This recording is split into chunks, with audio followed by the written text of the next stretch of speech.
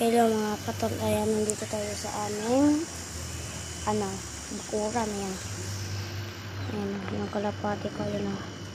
Hindi mo siya makita, basta nakita yung puti, yun o. Yung nagtaas, yun pa. Yan, nilibay natin siya dyan. Yan, dyan sila nakakulong dati. Ngayon, dyan sila.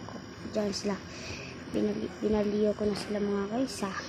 Kasi sabi daw ng papa ko na dapat yung isang manok dyan, ilibay daw dun sa taas para di magkasakit. Yan. Okay lang yan.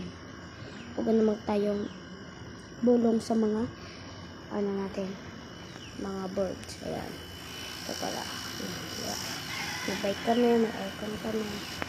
Ayan. Ito. Kapag umaambon na. Umaambon mga piston umaambon. Sigurado maraming lalaglag na dahon na bukas. Okay mga guys, ngayon ko lang tatapos sa inyo. Pinakita ko lang kung paglipat ko.